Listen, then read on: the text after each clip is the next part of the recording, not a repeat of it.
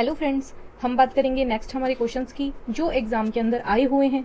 इन्हें आप अटेम्प्ट ज़रूर करें, इससे आपको अपनी तैयारी का भी पता चलेगा और जो छोटे छोटे डाउट्स हैं वो भी क्लियर होंगे। अलग अलग एग्ज़ाम के अंदर ये क्वेश्चंस कैसे पूछे जाते हैं उसका भी आपको नॉलेज होगा। और अगर आपको वीडियो अच्छा लग रहा है तो आप इसे लाइक ज़रूर करें। आज का हमारा क्वेश्चन है, what is the full form of DASD in database management system. बात हो रही है यहाँ पे DBMS जो हमारा एक सब्जेक्ट है उसकी। उसके अंदर हम DASD जो यूज़ करते हैं उसका एग्जैक्ट फुल फॉर्म पूछा गया है। फर्स्ट ऑप्शन है डिस्क एक्सेस स्टोरेज डिवाइस, दूसरा ऑप्शन है digital access storage device, third है डायनामिक एक्सेस स्टोरेज डिवाइस और डी ऑप्शन है डायरेक्ट एक्सेस स्टोरेज डिवाइस। ये क्वेश्चन वैसे है कि आप अगर आपको इसका नॉलेज है, आपने इसको पढ़ रखा है तो आप इसको डायरेक्ट क्लिक कर दोगे। बाकी मैं आपको बता देती हूँ कि डेटाबेस के अंदर जो हम SQL के अंदर क्वेरी लिखते हैं डेटा को रिट्रीव करने के लिए, डेटा को एक्सेस करने के लिए, तो हम डेटा को डायरेक्टली एक्सेस करते हैं। और डायरेक्टली एक्सेस करने की वजह से हम ये बोलेंगे कि DASD जो यूज़ किया जाता है डायरेक्ट एक्सेस स्टोरेज डिवाइसेस। और स्टोरेज डिवाइसेस में हम क्या डायरेक्ट एक्सेस करेंगे? अपने डेटा को। करेक्ट आंसर हो जाएगा option number D. Second question, which of the following is a type of transmission mode. Network subject का ये हमारा क्वेश्चन है। ट्रांसमिशन मोड 3 तरह के होते हैं।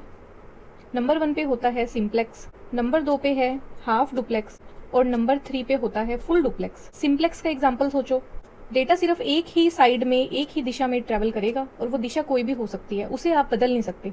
जैसे रेडियो की ब्रॉडकास्टिंग, आपके पास में रेडियो के अंदर जो चैनल है उनकी आवाज़ आ सकती है, रेडियो से आप अपनी आवाज़ को भेज नहीं सकते।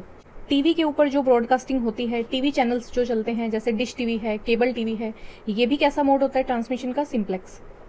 हाफ डुप्लेक्स का मतलब क्या होता है? आपके पास एक ही रास्ता है, एक बार में आप किसी भी दिशा में जा सकते हो। अगर आप इस दिशा में जाना स्टार्ट हो गए, आप इसी रास्ते से वापस एक बार नहीं आ पाओगे जब तक आप अपने रास्ते तक, गंतव्य तक पहुंच नहीं जाओ, डेस्टिनेशन तक पहुंच नहीं जाओ। और जैसे ही पहुंच जाओगे ये रास्ता हमारा खाली हो जाएगा, देन आप इधर से भी इधर आ सकते हो। एट अ टाइम सिर्फ एक ही बंदा जा सकता है। इसका एग्जाम्पल हम क्या ले सकते हैं? हमारी जो सेना है वो यूज करती है वॉकी टॉकी, ये इसका बेस्ट एग्जाम्पल है। इसमें आपने ध्यान दिया होगा, एक तरफ से कोई सेना का जवान है, एक साइड में बोलता है, अपना मैसेज देता है, देन वो लास्ट में बोलता है ओवर। ओवर बोलने के बाद दूसरी साइड से जब उसे कोई और मैसेज देना होता है तो वो अपना मैसेज बताता है और लास्ट में बोलता है ओवर। ओवर कहते मतलब कि मैंने मेरा मैसेज पूरा कर दिया, अब अगर आपको कुछ बोलना है सामने से तो आप भेज सकते हो। डेटा का आदान प्रदान दोनों साइड से होगा, बट एक टाइम पे सिर्फ आप एक ही दिशा में ट्रेवल कर पाओगे। थर्ड नंबर पे ट्रांसमिशन मोड है फुल डुप्लेक्स। फुल डुप्लेक्स का एग्जाम्पल आप ले लो हमारे फोन्स का। आपने कभी किसी को लड़ाई करते हुए सुना है फोन पे? वो होता है फुल डुप्लेक्स। उधर से भी कोई कुछ भी बोल सकता है, उधर से वो भी कुछ भी बोल सकता है। आपको यहाँ पे फुल डुप्लेक्स में ध्यान रखना, 2 चैनल दिए जाते हैं, एक आवाज जो दूसरी साइड से आएगी और एक चैनल दिया जाता है जहां से आपकी आवाज दूसरी साइड में जाएगी। तो जो फोन आप उठाते हो हमेशा ध्यान रखना वहां पे 2 कनेक्शन होते हैं, एक आपकी आवाज जाने के लिए और दूसरी आपकी आवाज आने के लिए। बट हमें ये लगता है कि हम एक चैनल पे ही बोल रहे हैं और सुन भी रहे हैं, है ना? होता ये नहीं है, इसलिए बोला जाता है फुल डुप्लेक्स होते हैं 2 हाफ डुप्लेक्स का कलेक्शन। अब आपने कभी ना कभी एक्सपीरियंस किया होगा, आपके पास अगर किसी का फोन आता है तो उसकी आवाज आती तो है बट आपकी आवाज जा नहीं रही होती। सामने से रिप्लाई करता है कि आवाज नहीं आ रही, आवाज नहीं आ रही, बट आपको उसकी आवाज अच्छे से सुन रही होती है। ये दिक्कत होती है कि एक कनेक्शन तो एस्टेब्लिश हो जाता है यहाँ पे, बट दूसरा कनेक्शन एस्टेब्लिश नहीं हो पाता।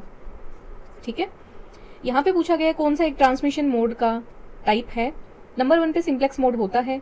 हाफ सिंप्लेक्स ऐसा मोड देखो नहीं होता, एक होता है डुप्लेक्स। फुल डुप्लेक्स को हम कभी कभी नॉर्मल भाषा में डुप्लेक्स मोड भी बोलते हैं। यहाँ पे हमारा करेक्ट ऑप्शन हो जाएगा option number B. Third question, which of the following is a binary number equivalent to octal number. आपको ये जो नंबर दिया गया है ये एक ऑक्टेल नंबर है 0.431। इसको आपको बाइनरी के अंदर चेंज करना है। ऑक्टेल से जब भी बाइनरी में चेंज करते हैं तो हम 3-3 के ग्रुप बनाकर नंबर को लिख देते हैं। अब देखो 3-3 के ग्रुप बनाओ, पॉइंट के जस्ट बाद में हमें स्टार्ट करना लिखना 4। 4 को बाइनरी में कैसे लिखेंगे? 1 2 4, 4 लिखा जाएगा डायरेक्ट। ठीक है, 3 का ग्रुप बन गया 1 2 3, बाकी स्थान पे रखेंगे 0। 3 को देखो कैसे लिखेंगे? 4 2 1, 3 लिखेंगे 1 1, 4 पे कर देंगे 0। 1 को कैसे लिखेंगे? 3 बिट के अंदर लिखेंगे 1 2 4, 1 लिखेंगे, सिर्फ 1 के ऊपर 1 लिखेंगे, बाकी जगह पे 0। ये हो गया इसका बाइनरी ट्रांसलेशन। नंबर हमें क्या मिला, 0.100011001। अब आप ऑप्शन मैच कर लो, मे बी जो हमारा करेक्ट ऑप्शन है वो है ऑप्शन नंबर बी।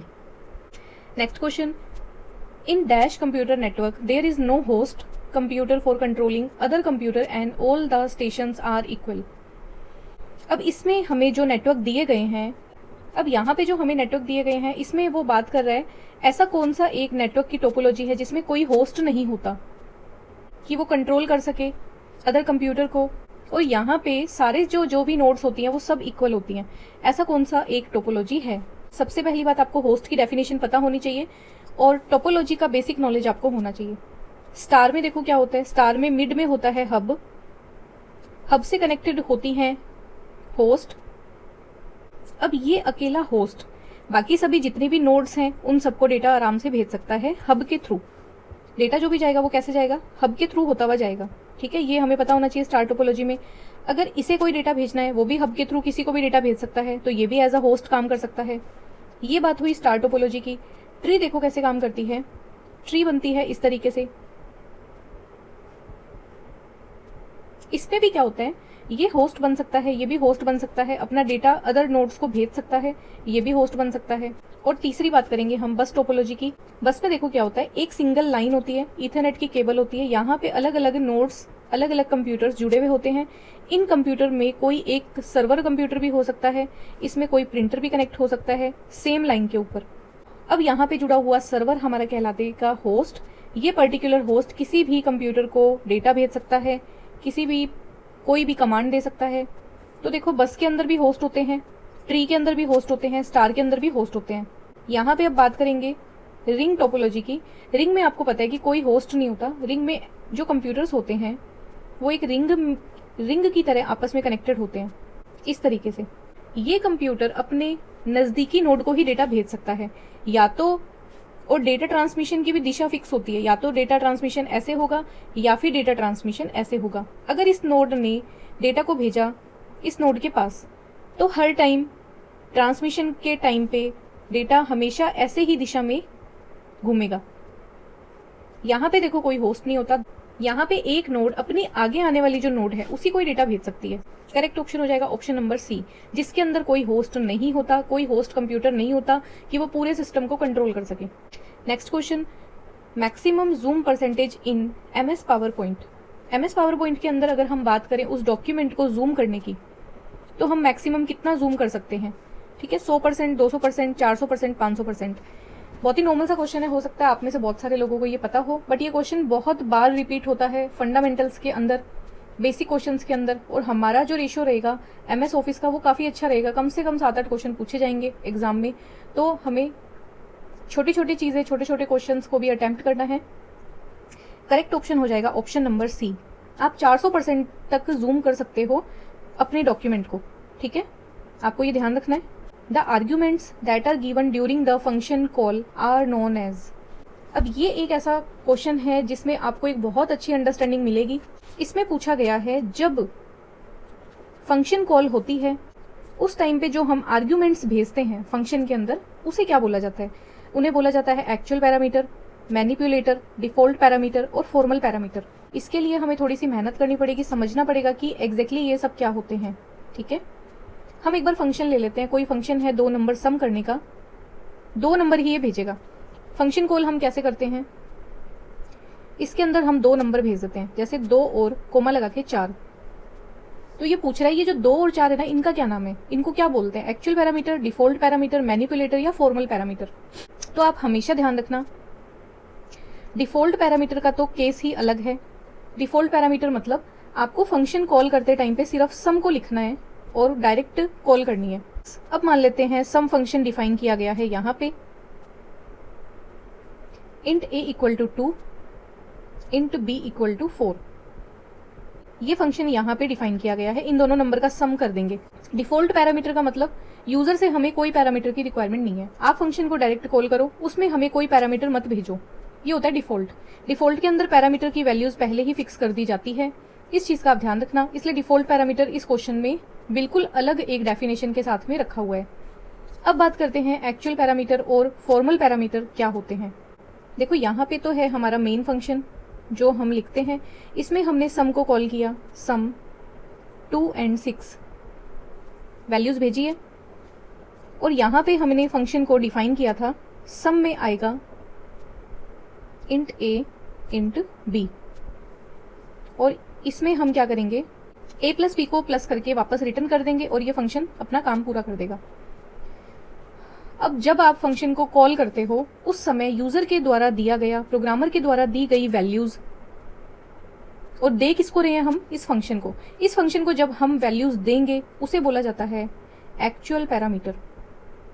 और जब किसी फंक्शन को वैल्यूज मिलेंगी, इंट a यहाँ पे सिर्फ एक वेरिएबल डिक्लेयर किया, इंट b यहाँ पे दूसरा वेरिएबल डिक्लेयर किया, इन दोनों वेरिएबल के अंदर फंक्शन ने अपनी तरफ से कोई वैल्यू नहीं डाली, इनको तो वैल्यूज मिली है, a के अंदर 2 आ जाएगा और b के अंदर 6 आ जाएगा।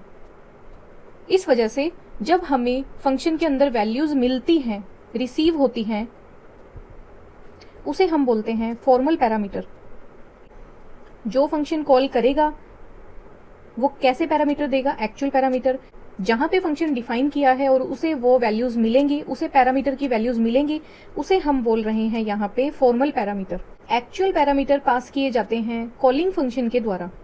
जो फंक्शन कॉल करेगा वो देगा एक्चुअल पैरामीटर, और जो फंक्शन कॉल्ड होगा, जिसको कॉल किया गया है, कॉल्ड फंक्शन के पास में डिफाइन होंगे फॉर्मल पैरामीटर। देखो यहाँ पे हमने इस 2 की कोई डेटा टाइप नहीं बताई, ये इंटीजर वैल्यू है, फ्लोट वैल्यू है, ऐसा कुछ भी नहीं बताया। तो एक्चुअल पैरामीटर में हमें डेटा टाइप डिफाइन करने की जरूरत नहीं है। बट यहाँ देखो मैंने इंटीजर a लिखा है और इंटीजर b लिखा है, मैंने बताया है, डेटा टाइप डिफाइन की है कि अगर मैं वैल्यूज रिसीव करूंगी तो वो इंटीजर वैल्यू ही होनी चाहिए। तो हमें एक चीज ध्यान रखनी है, फॉर्मल पैरामीटर के अंदर हमें डेटा टाइप को डिफाइन करना पड़ता है। ठीक है, ये छोटी छोटी चीजें हैं। हमारा क्वेश्चन है कि आर्ग्यूमेंट्स आर गिवन, दिए जाते हैं आर्ग्यूमेंट फंक्शन कॉल के टाइम पे। आप सोचो क्या होगा, फंक्शन हमने कॉल किया और जो आर्ग्यूमेंट हमने दिए उन्हें क्या बोलेंगे, इन्हें बोलेंगे हम एक्चुअल पैरामीटर। ऑप्शन हो जाएगा हमारा correct option number A. Question number 7, which of the following is the feature of high level programming languages. High level programming language जो होती हैं उसमें कौन कौन से फीचर होते हैं, उनमें कौन कौन सी क्वालिटीज होती हैं। नाम आते ही आपको पता होना चाहिए, फर्स्ट हाई लेवल लैंग्वेज कौन सी है, फोर्ट्रेन। सेकंड है लिस्प, जो कि एक आर्टिफिशियल इंटेलिजेंस के लिए बनाई गई प्रोग्रामिंग लैंग्वेज है। अब बाकी आप जितनी भी प्रोग्रामिंग लैंग्वेज का नाम सुनते हो, सी, जावा, पर्ल, पाइथन, HTML, CSS, सब की सब हाई लेवल लैंग्वेज हैं। इन सब हाई लेवल लैंग्वेज को क्यों बनाया गया था, क्योंकि इसमें हम प्रोग्रामिंग कर सकते हैं, हमारा कोड लिख सकते हैं इंग्लिश लाइक स्ट्रक्चर में। और इंग्लिश लाइक स्ट्रक्चर में लिखने का बेनिफिट क्या होता है कि उसे एक नॉर्मल यूजर जिसने सिर्फ प्रोग्रामिंग को सीख लिया, ऐसे ऐसे करके हम कोड को लिख सकते हैं, तो नॉर्मल से नॉर्मल यूजर अगर थोड़ी सी भी अंडरस्टैंडिंग रखता है वो भी प्रोग्राम लिख सकता है। दूसरी बात ये कि हम प्रोग्राम बनाते हैं एक सभी के लिए, बट अलग अलग मशीन पे। कोई मशीन है 8 बिट की, कोई है 16 बिट की, कोई है 32 बिट की, कोई है 64 बिट की। उन सब मशीनों के लिए अलग अलग हमें सॉफ्टवेयर बनाने की जरूरत नहीं पड़ती। इसलिए भी हाई लेवल प्रोग्रामिंग लैंग्वेज बहुत अच्छी है। ये जब इंस्टॉल की जाती है, इसके अंदर बना हुआ प्रोग्राम जब हम कंप्यूटर में इंस्टॉल करते हैं, उस टाइम पे क्या होता है, मशीन कोड जनरेट कर देती है अकॉर्डिंग टू मशीन। तो हाई लेवल प्रोग्रामिंग लैंग्वेज में क्या होता है, देखो पोर्टेबिलिटी तो होता है। आप चाहे 6 बिट की मशीन पे चला लो तो भी कोई दिक्कत नहीं है, 16 बिट पे चलाओ तो भी दिक्कत नहीं, 32 पे भी दिक्कत नहीं है, 64 बिट वाले ऑपरेटिंग सिस्टम पे भी हमें कोई प्रॉब्लम नहीं है। पोर्टेबल है, इसको किसी भी कंप्यूटर से इधर उधर लाया जा सकता है। प्रत्येक सॉफ्टवेयर जो हाई लेवल प्रोग्रामिंग लैंग्वेज में बनते हैं वो एक इंडिपेंडेंस देते हैं कि आप अपना प्रोग्राम बनाओ, आप ये चिंता मत करो कि यूजर का जो कंप्यूटर है वो कितने बिट का है, वो चीजें नॉर्मल हैंडल हो जाएगी। दूसरी चीज, ईजी डिबगिंग। अगर कोई एरर आती है तो आपको पता है हाई लेवल प्रोग्रामिंग लैंग्वेज लिखी होती है इंग्लिश में, इंग्लिश के स्ट्रक्चर में, उसे पढ़ना इजी है, उसे कोई भी प्रोग्रामर पढ़ सकता है, उसे हम भी पढ़ के समझ सकते हैं ये क्या कोड लिखा गया है। बट अगर मैं आपको बोलूं 01011100001100 ये बताओ क्या लिखा हुआ है, तो कैसे पढ़ोगे?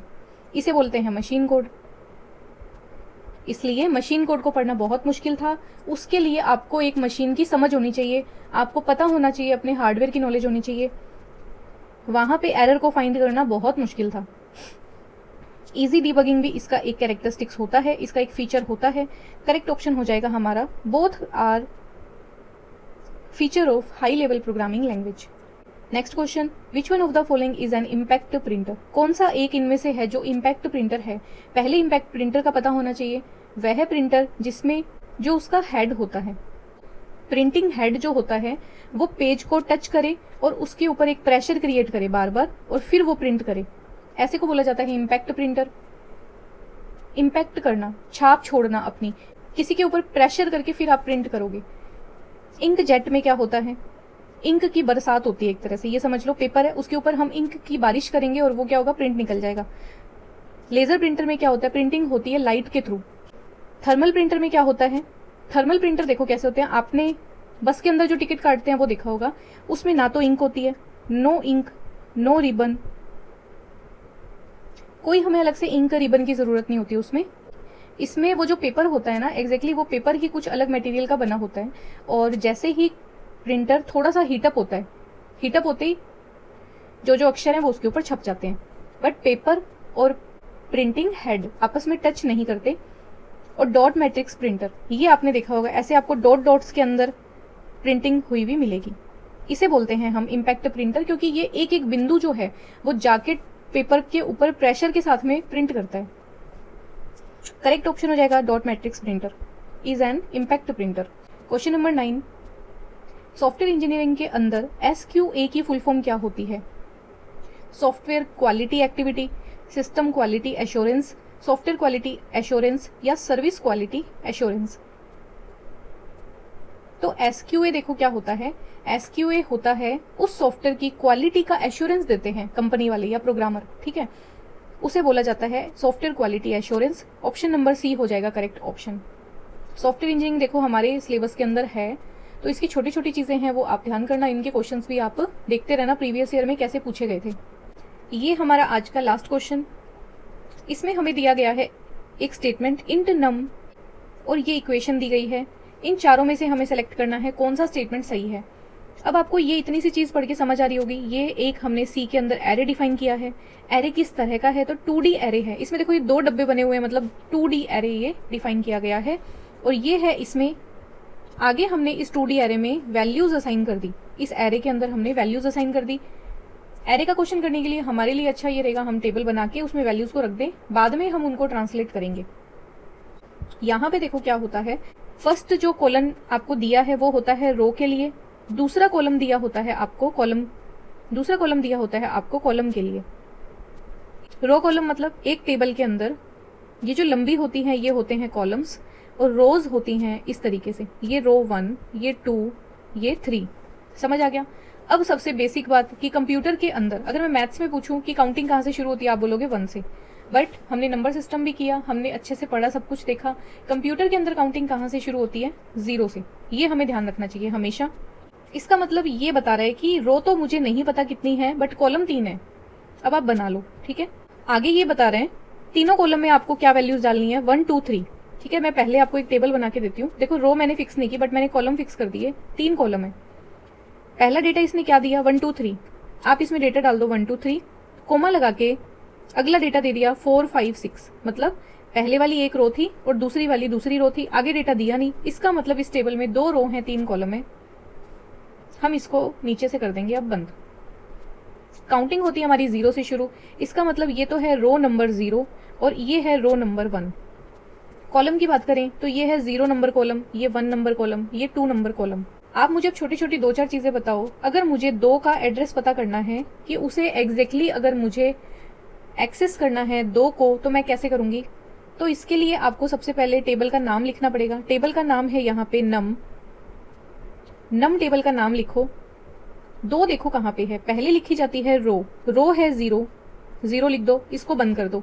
अब आप लिखोगे कॉलम, तो देखो 2 कौन से वाले कॉलम में आ रहा है, 1 में, यहाँ पे 1 लिख दो, ठीक है। इसका मतलब टेबल के अंदर num 0, 1 की लोकेशन के ऊपर आपको क्या मिलेगा? अगर आप एक्सेस करोगे आपको आउटपुट मिलेगा 2। अब एक आप खुद ट्राई करना, 6 की पोजीशन बताओ मुझे क्या होगी। देखो सबसे पहले टेबल का नाम, देन आपको रो पता करनी है, रो है 1 और टेबल में कॉलम कौन सा है? टेबल में कॉलम है 2 को लिखो यहाँ पे। मतलब नम टेबल के अंदर 1, 2 लोकेशन के ऊपर आपको मिलेगा 6। ये होता है इसका एड्रेस पढ़ने का तरीका कि आपको इस एड्रेस के ऊपर ये वैल्यू मिलेगी। बट हमें क्या करना है, ऑप्शंस को रीड करके बताना है कि इन चारों में से कौन सही बोल रहा है और कौन गलत बोल रहा है। मैं एक बार इसको पूरा क्लियर कर देती हूँ और हम क्वेश्चन को ऑप्शन हम सारे एक एक करके चेक करेंगे। पहला बोल रहा है वैल्यू असाइन करिए आपने 3 नम 2 के ऊपर। तो देखो नॉर्मल सी बात है, 3 का हमें पता है एड्रेस कैसे पढ़ते हैं, एड्रेस को कैसे लिखते हैं। तो 3 वैल्यू जो आपने टेबल में देखी उसे आपने कहाँ पे रखा, उसका एड्रेस क्या है वो आप खुद लिख लो। नम सबसे पहले लिखेंगे रो तो है 0, कॉलम है 2। क्या नम 2 के ऊपर 3 लिख रखा गया है? नहीं, हमने तो खुद ने ट्राई कर लिया। 3 लिखा गया था नम 02 पे, ये ऑप्शन हो जाएगा गलत। दूसरा स्टेटमेंट बता रहा है असाइन वैल्यू 6 टू नम 2 नम 2 के ऊपर हमने 6 लिखा है। तो आप क्या करो, 6 देखो कहाँ है, 6 है यहाँ पे, इसका एड्रेस निकाल लो। नम पहली नंबर रो है और कॉलम कितना है 2। इसका मतलब ये स्टेटमेंट भी गलत है, नम 2 के ऊपर नहीं है, 6 तो डिफाइन किया गया है 1 2 पे, ये भी गलत है। सी है गिव्स एन एरर मैसेज, इसको टिक करने से पहले हम ये चेक करेंगे। वैल्यू 3 को असाइन किया है 02 पे, ये देखो हमने पहले से निकाल के रख लिया था। 3 वैल्यू आप इस पर सही बोल रहे हो, नम 02 के ऊपर दी गई है, तो हमारा करेक्ट ऑप्शन हो जाएगा ऑप्शन नंबर डी। अब आपको बिल्कुल फेयरली जो क्वेश्चन आपके गलत हुए उनको नोट डाउन करना है, ताकि एग्जाम में ये क्वेश्चन आपके गलत ना हो। वीडियो आपको कैसा लगा मुझे जरूर बताएं, चैनल को सब्सक्राइब जरूर करें और अपने फ्रेंड्स के साथ में शेयर करें। मिलते हैं नेक्स्ट वीडियो में नेक्स्ट टॉपिक के साथ में। Thanks for watching.